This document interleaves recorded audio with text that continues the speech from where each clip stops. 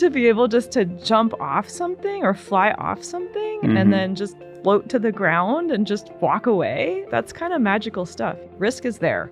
It's like gravity. It's there. It's not going away. So can I learn how to sort through it? Can I learn how to manage it? Oh, I can. Look at all this freedom I just got. Living is really great, and I want to live to the fullest. I don't ever want to turn around and think, wow, I really wish I would have lived this life a little harder. Steph Davis is one of the most renowned free climbers in the world, with multiple free ascents of El Capitan in Yosemite and first ascents of mountains around the world. If that wasn't enough, she also has a habit of flying off mountains in a superhero suit with wings. Most people spend their lives avoiding the edge. Steph Davis has made a career of stepping off it.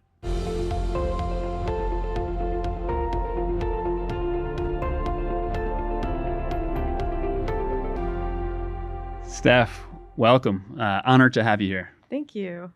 So both you and your brother have both kind of lived in the sky, if you will. But you didn't seem like from growing up from your book, it wasn't like you were destined for that.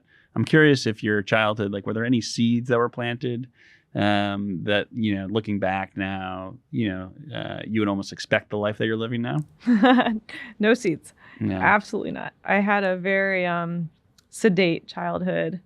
I grew up in the suburbs, East Coast. I was really studious as a kid, read a lot of books. I still read a lot of books.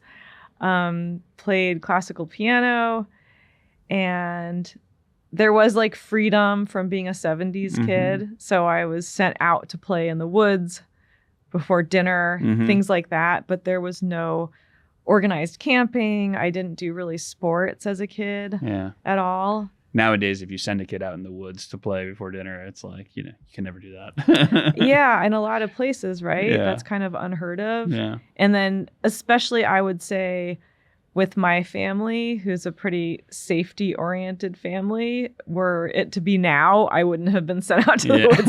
It was just that at the time, that's what you did. Yeah.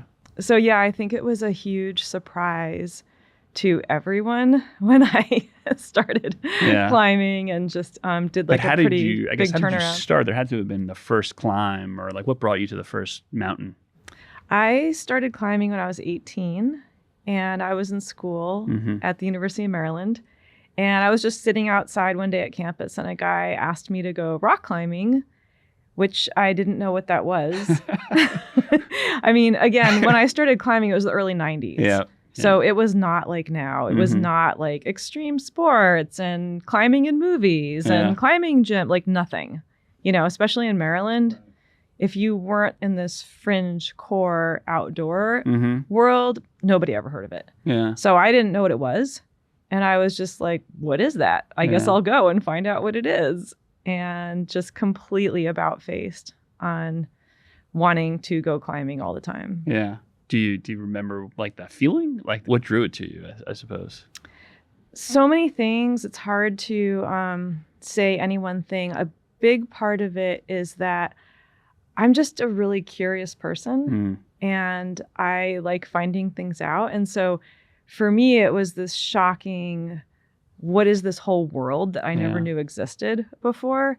And then there was just so much to learn. And I think, of course, being outside. Yeah. Because again, this was before all the climbing gyms. So I was taken to a little place outside and just being around the trees and with the rocks and kind of like that natural flow. Yeah. I think that really captured me. And then pretty quickly, there was just so much to learn. Yeah. And I was totally fascinated by that. So you started with climbing. You've now been jumping. Do you, for all of us who don't really know the entire full arc, is there a through line perhaps of like between your starting of climbing and jumping that says like, this is me? Or like if you think about your identity across both climbing and jumping, is there like a singular theme that brings you to both of those items? It's really, I would say, freedom and this sort of magical way to move in the world. Being able to go and climb up a rock face or a mountain and get yourself into this place that is kind of difficult to get to, but to have that ease of just being there and then being up high and just all like the safety that feels. And then you must love this office space. I do. I love it. It feels so nice. 65 floors is nothing for you, but yeah. Well, it's just so great to be up and look out. Yeah. Like there's something so safe and like free about that kind of visual. And then to be able the windows are locked, by the way, so please don't try anything. Yeah. But then to be able just to jump off something or fly off something and then just float to the ground and just walk away. Yeah. Like that's kind of magical stuff, you know? Yeah. I mean, I've read this in your book, but like it seems like freedom is a core tenet. Is that both in climbing and jumping, or is it kind of jumping is freedom, climbing is the difficulty? Like, is it, I'm curious of the two. I mean, they both require a lot to be able to do and to feel good while you're doing them. So I mean, difficulty is definitely in there. I think that if it wasn't difficult, it wouldn't feel worth doing in a way. But then being able to have those skills and then to be comfortable in those environments is just this really special just way of experiencing the world. Yeah. I think when people, at least when I do, hear base jumping, they think adrenaline junkie. That's not you. The science and the precision with what you operate is truly much more in terms of risk management than risk seeker. Can you kind of talk a little bit in detail of the kind of the necessary science behind packing a rig and like what it goes into in terms of preparation behind what you do? Well, I mean, first of all, it is because like you say, people think adrenaline and I think that's like a visual that's associated with things like this, but it is really joyful.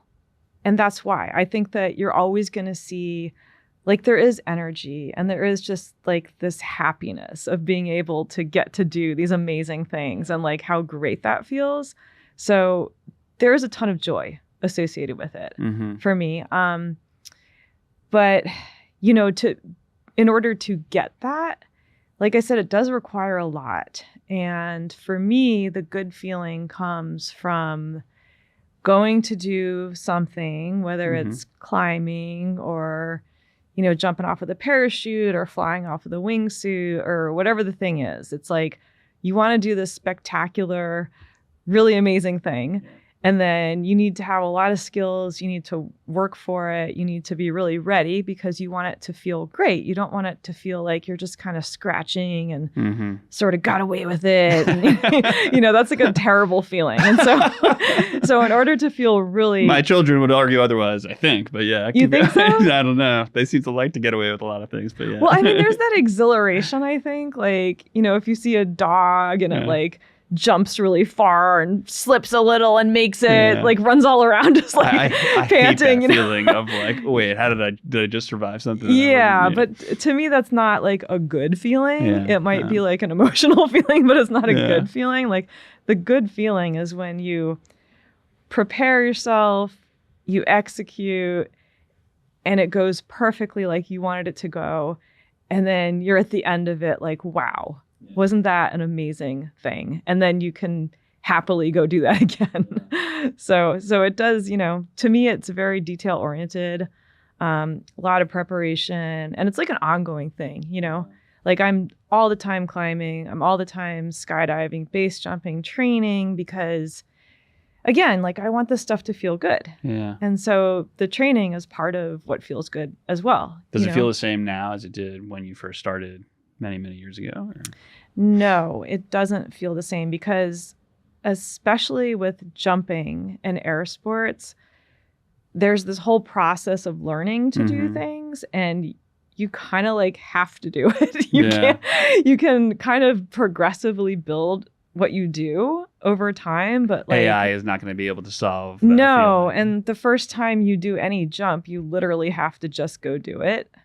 So that's like really terrifying when you do things for the first time. Again, you try to do things progressively, like do a small thing that you're ready for. Yeah. And then once that thing has been done, then you do a different thing. But for people who climb, I always say there's no top roping in base jumping. Mm-hmm. And when you're learning to climb, if you go to a climbing gym, for example, or with some friends, they'll make it so the rope is always above you when Mm-hmm. you're learning, so that you don't climb with the rope below you where they could risk kind of the bigger falls. Mm-hmm. That's like a little more advanced.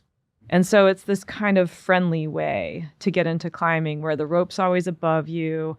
You'll just stay there in place. If you fall, you won't take this big fall. Yeah. But that doesn't really exist in air sports. There's like no top roping. There's no kind of friendly, Yeah. There's no indoor kind of. Well, I mean, funny enough, there are wind right. tunnels, but in terms of parachuting skills, Mm-hmm. you have to go jump the parachute. Yeah. So there's always this kind of very intense firsts when you're learning the different things in jumping, where you just have to go and do it and hopefully make it progressive enough that you are I was just up. reading your book. I wasn't even going in, but the first moment when you went wingsuit jumping. Exactly. I mean, it's like I forget his name. It's a gentleman taught you how to do it, and it sounded like he gave you a very good lesson. Mm-hmm. But like he told you what to do, and you just went and did it, and like, wow. You have to. So those firsts are always really intense. Yeah. Because you have no reason to believe you can do it because you've never done it before. I mean, you've been trained, but at a certain point, you have to go do it. So again, that's why it's really important to do these things progressively and try to give yourself something, easier and smaller, and then have a good experience, and then do something a little more progressive instead of just picking the biggest thing and try to do it right away. That's you've talked about the hardest moment, talking about like first, which is the hardest moment being right before you go. I'd love to hear what's inside your head, maybe, or like what's going on. Is there something that you're training or that you've gotten kind of better at of that moment of right before you go? Okay, well, so there's different environments. Mm-hmm. So if you're skydiving, which is like the safest type of jumping, that's how you learn things. It's always very busy and fast paced because you fly up in this airplane, and then, airplane fuel costs money. So everything's always kind of on a rush schedule, and you're not deciding when things happen. The pilot decides you're at altitude, puts a little green light on, everybody just starts jumping out the door. Like, you pretty much go when you get told to go, and everything's fast. It's real windy, feels very rushed. Yeah. So skydiving's interesting because you do have to try to remind yourself to be calm and to breathe because everything around you is feeling very rush. Mm-hmm. And then kind of the neat thing about base jumping is when you go out by yourself, and now you're jumping off a cliff or a bridge or an antenna or a building. And they all have sort of different factors that can cause them to feel more stressful or not. I tend to like to jump off cliffs the most. And, you're on your own schedule. You walked up there and you get ready at your own pace. You sit and think about it your own way. You check the wind yourself. Do you have to tell anybody? Like, do you make a reservation to jump off a mountain? Like, you just go? I mean, typically it's considered best to go with people or at least a person, for obvious reasons. I will jump by myself pretty regularly where I live in Moab because it's something I do like every day. It's partly just to go for a walk. But if I go by myself, I tell my husband. If he can't go, I just say, hey. Honey, I'm jumping off a... I'm just going to Tombstone. And sometimes he'll go paragliding by himself and we'll text each other or satellite message each other. Oh, I'm about to launch. Oh, I landed. So at least somebody has an awareness of what you're doing. Yeah. But it is better to go with somebody because if something goes wrong, it's a lot better if somebody's there knowing. Next time my wife, or if I tell her I'm going for a long run in the cold and she says that's crazy, I'm just going to say, trust me, I've heard of different things that I can tell you when I'm leaving the house. No, it is good to check in with people. Yeah. It definitely is good. And really the best to go with somebody because anything can happen, right? Yeah. And it's nice for people to know where you are, be there. But yeah, so in the base jumping environment, it's just a lot more calm. So it's interesting because, it's technically considered more dangerous than skydiving is.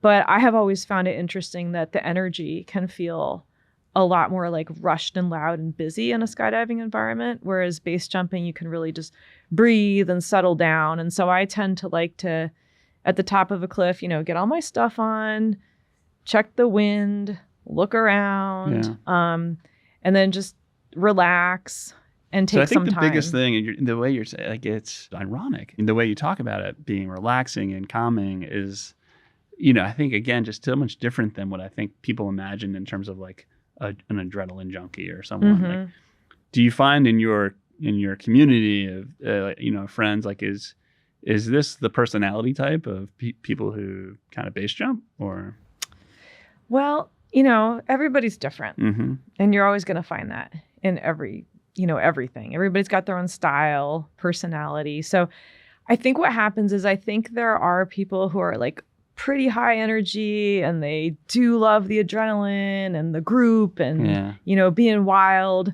And so sometimes those people really stand out because they're really colorful and noticeable. And so that's kind of where I think that impression might come from. But there are definitely a lot of people that do these things that are really just quieter, a little more analytical,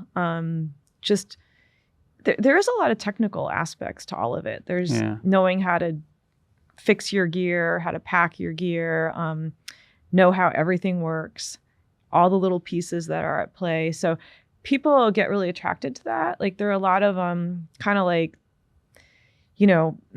tech people, like a lot of software development. It sounds like Stone Ridge people, that, very much so. Like, it's just quiet. There are a lot of people that fit that profile that are attracted to these things. And then, but what happens is, see them. No one ever sees them because they are quiet and they're not like posting stuff on Instagram. We like that. Yeah. They're just going home and geeking out with their gear. And you're geeks. So I think it attracts a big cross section of people. But I think that, again, you might see more of the adrenaline stuff, even though it might not be the biggest percentage of the style of folks that are attracted to it. You've articulated in climbing, and I might get this wrong, but let me try to do my best here.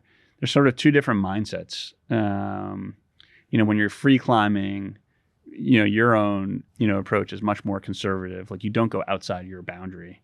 But with the support of a rope, like, it's, I think the quote, if I recall from the book, if you're not failing, you're not getting better, or, you almost want to fall so that you're really pushing yourself. Does such a thing exist in flying? Like, do you have different mindsets or different approaches based on base jumping versus parachute? Like, is there different mindsets there? I think there are. I think with all of these activities, and especially when you get deeper into them, there is the safe environment and then there's the high consequence environment. And so it's just a calculation. If you're in the safe environment, that's when you're pushing your skill, building your skill, messing around, trying stuff, seeing what works, training, that kind of thing. In the high consequence environment, that should not be going on. That should be when you come with all those skills you built and then you intentionally know that you're trying not to use all those skills because it's high consequence. And so there has to be kind of this this margin between your best skill, what you really know you're capable of, and if it's death consequence, you want to step it down a little bit when you're in that environment. That's the sustainable way to do it. There's also this quote has stuck with me, and I saw it on your website as well. So I think it's a pretty powerful quote with free climbing, which is, fear was the actual danger, which is quite introverted people obviously typically think danger brings fear. I'm curious, for you, over time, is fear something you're able to control? Like, how does fear, for someone who jumps off mountains, and like, what is your relationship with fear? Fear is just really emotional, is what I have learned over time. So it's, there are good things about it. There's kind of this intensity.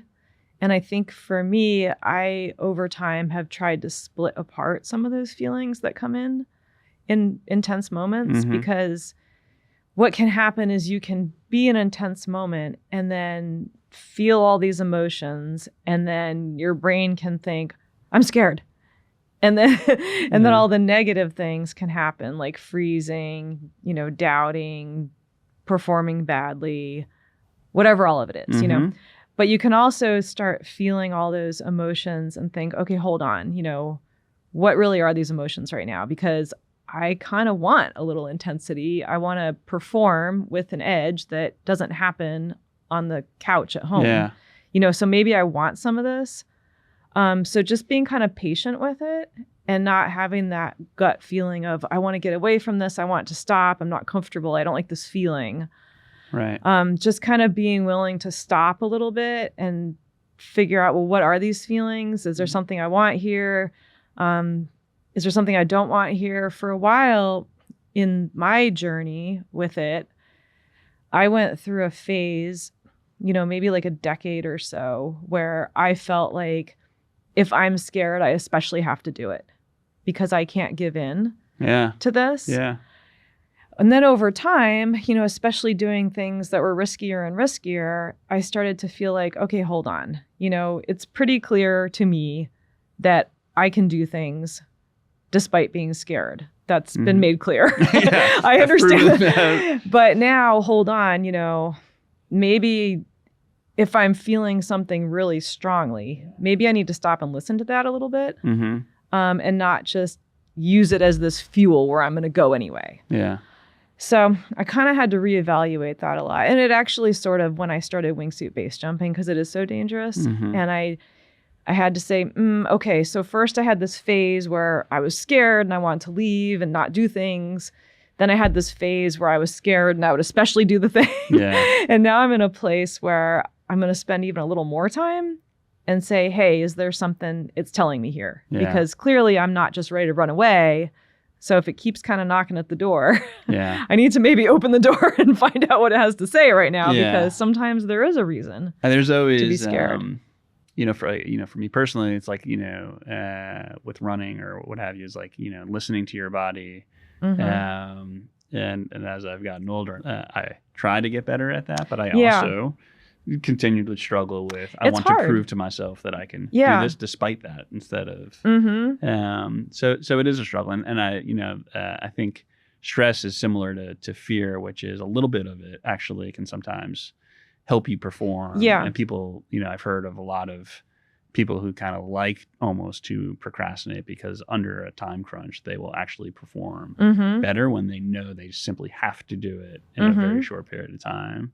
And they'll get into a kind of creative flow because of the actual stress they're causing themselves. So it's interesting that these often viewed kind of negative emotions can actually, in a little bit of dose, can sometimes actually help you. And it's more so, I guess, managing it than kind of trying to, avoid it.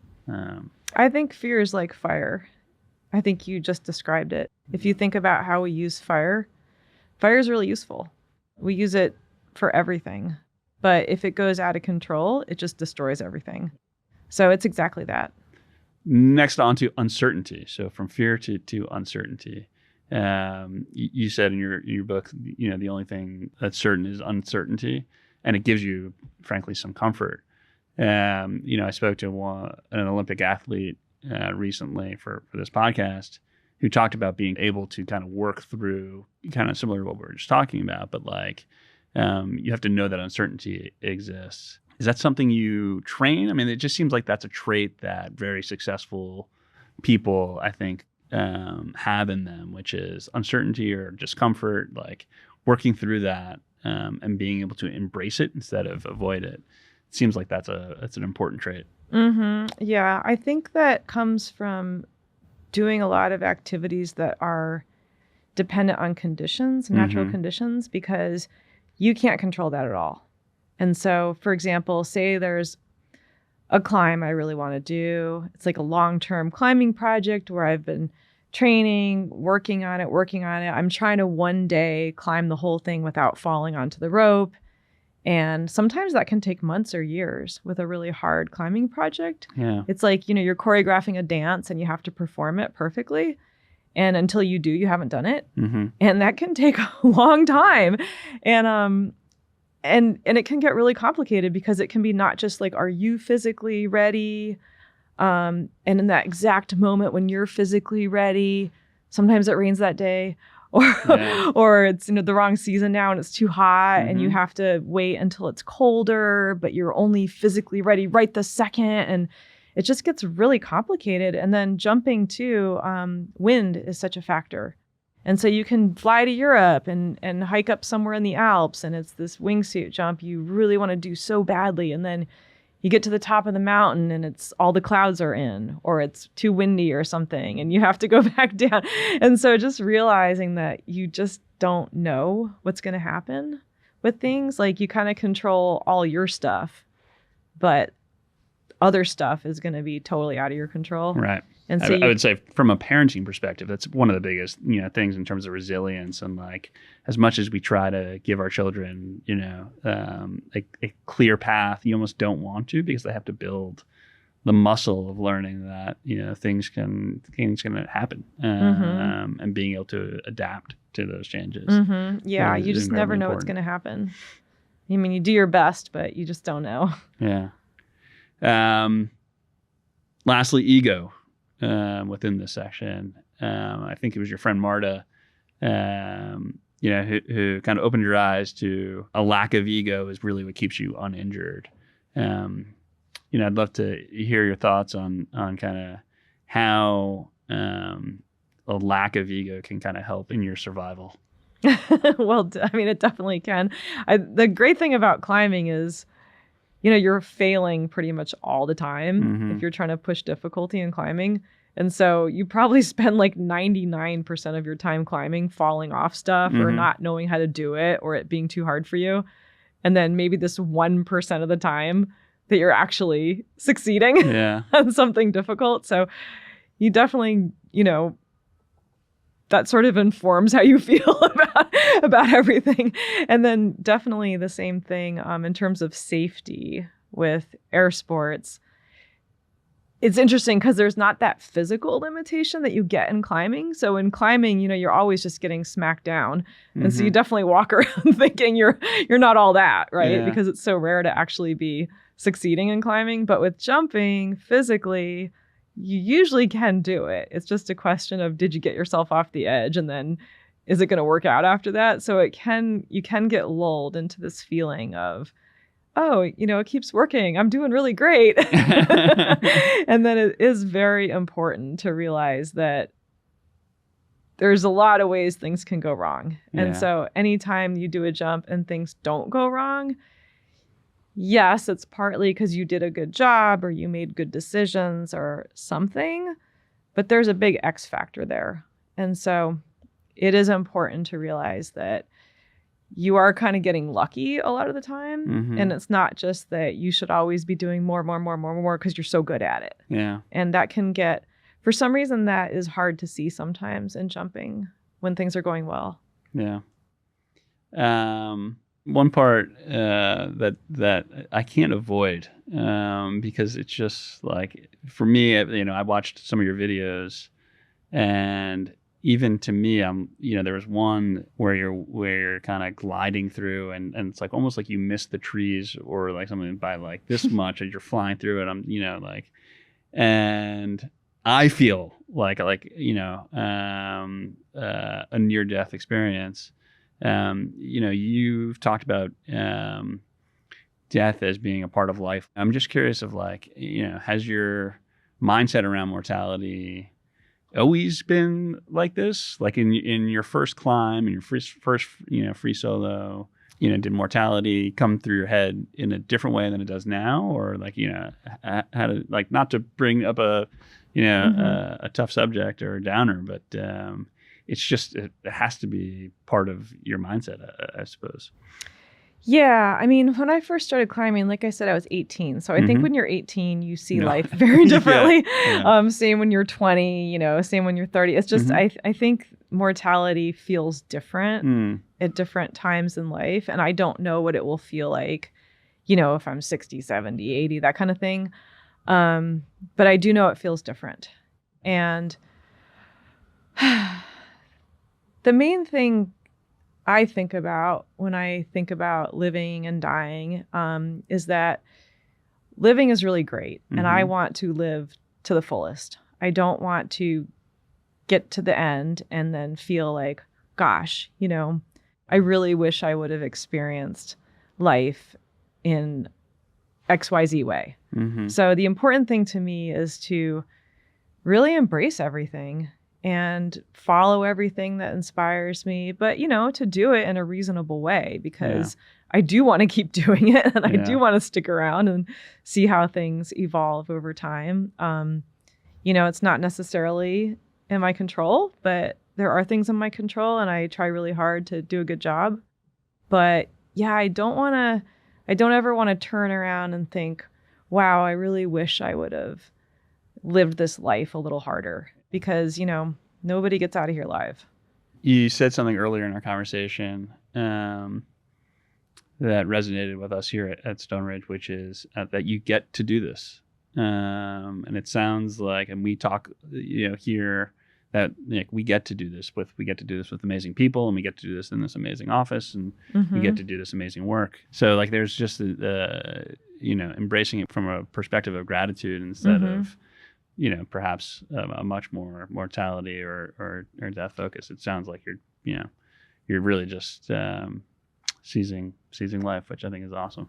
Well, people always talk about like a bucket list, and sometimes people are in the unfortunate situation where they get some news and they know, I have this long. And then for people, it really affects them, and they think, oh, I want to do all these things. And I think, hey, we all have that moment coming. So we all need to live like that and just really embrace it all and enjoy it and just kind of grab life. And because we only get, we don't know how long, but we get a certain amount of time.